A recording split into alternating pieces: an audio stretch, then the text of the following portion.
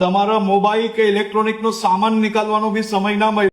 તો જી હા મિત્રો, સુરતથી સૌથી મોટા સમાચાર સામે આવી રહ્યા છે, જેમાં હમણાં સુરતમાં પૂરના કારણે પાણી ભરાઈ ગયું છે. તેથી પોદાર આર્કેડમાં ખૂબ મોટી સંખ્યામાં દુકાન ચાલકોને કરોડોના નુકસાન થયા છે. તેના કારણે હર્ષ સંઘવી, જે આપણા ગૃહમંત્રી છે, તેઓ તેની મુલાકાતે પહોંચ્યા અને બધી જ દુકાનોને શું નુકસાની થઈ છે અને કેટલા ગ્રાહકોના મોબાઈલો તેમાં રિપેરિંગ પાછળ હતા અને કેટલાની દુકાનમાં પાણી ગળી ગયા છે અને કેટલા દુકાન માલિકોને નુકસાન થઈ છે તેની પણ તેઓ હિસાબ કરવામાં આવ્યો છે. તો હર્ષ સંઘવીએ આના વિશે, આ પૂરના પાણી ભરાઈ ગયા તેના વિશે શું કીધું અને દુકાન માલિકોને શું કીધું તે આપણે આ વિડીયોમાં જોઈએ.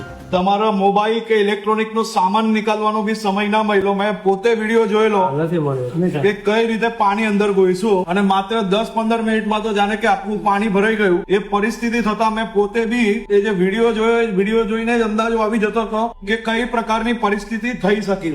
આજે જયારે અહીંયા આવ્યા, અંદર જઈને તમારા સૌ લોકો જોડે જયારે એક દુકાનોની પરિસ્થિતિ જોઈ, એ જોઈને મને અંદાજો આવી શકે છે કે આપ સૌ લોકોને સંપૂર્ણ રીતે જે માલ હતો એનું નુકસાન ક્લિયર દેખાય છે. હાલમાં તમે સૌ લોકો જે કોઈ સામગ્રી નિકાલો કે નુકસાન થઈ હોય તેનો એક મોબાઈલ થી બી વિડીયોગ્રાફી બધી લઈ રાખજો. આખી એક સર્વેની ટીમ અહીંયા આવી રહી છે તાત્કાલિક. એ સર્વેવર જોડે બેસીને જરાક મદદ કરજો. વકીલ સાહેબ, તમે બધું તૈયાર કરાવવાનું બધાને કહેજો જરાક. એના સિવાય કોઈની પાસે મોબાઈલ રિપેરિંગમાં આવ્યો હોય ને કોઈ હેરાનગતિ હોય, કોઈ અમાનવીય વ્યવહાર કરે, તો એસીપી પીકે પટેલ અને એમને મેં કહ્યું છે, તમે લોકો સાંજે બેસીને એક મીટિંગ કરી લેજો. આજે તમને પાછા કલેક્ટર ઓફિસ તમારામાંથી 5 જણ મહેન્દ્રભાઈ અને બીજા આગેવાનો જોડે કલેક્ટર ઓફિસમાં બોલાવશે. હું પોતે ત્યાં બેસીશ અને આપણે લોકો શું કરી શકીએ એની વ્યવસ્થા કાલે બેસીને કરશો. તમે કોઈ બી આ ઇલેક્ટ્રિસિટી કે લાઈન ચાલુ થઈ જાય એવો ભૂલથી બી કોઈ કામ કરતા નહીં. પણ હું તમને હાથ જોડીને વંદન કરું છું. અગર આ આપણા ગુજરાત રાજ્યના બધા નાગરિકોને 2 હાથ જોડીને વંદન કરવું પડે. આટલું નુકસાન પછી બી તમે સૌ લોકોની અંદર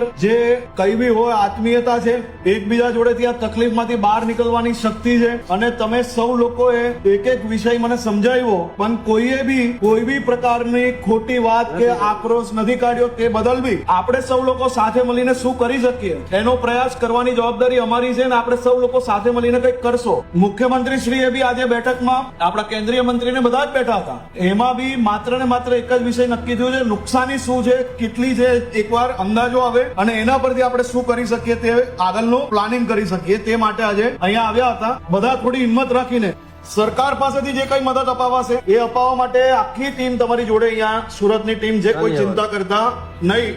કાલે બપોરે તમારા 5 આગેવાન નક્કી કરી લો, જે બધાની વિષયો લઈને કલેક્ટર ઓફિસ આવે અને થોડુંક સર્વે બી થઈ જાય ત્યાર તક, એટલે આપણે આગળ વાત કરશો. આ વડીલને હું મહિલો, મારી મેં અનેક લોકોને અનેક જગ્યાએ જોયા છે, પણ તમે આટલું નુકસાન પછી બી તમારા લોકોમાં આગળ વધવાની શક્તિ બી છે, સાચા રસ્તે આગળ વધવાની શક્તિ છે. ફૂલ નહીં તો ફૂલની પાંખડી, પણ તમે એકલા નહીં હશો, સાથે સરકાર ઉભી રહેશે, એ મારી જવાબદારી છે. અમે સાથે મળીને કરાવશું.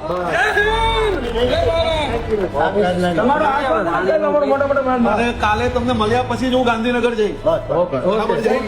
તમે આજે રાત તક તૈયારી કરી લો. રાત્રે કહેશો તો રાત્રે 12 વાગે હું પાછો આવીશ તમારી પાસે. બરાબર.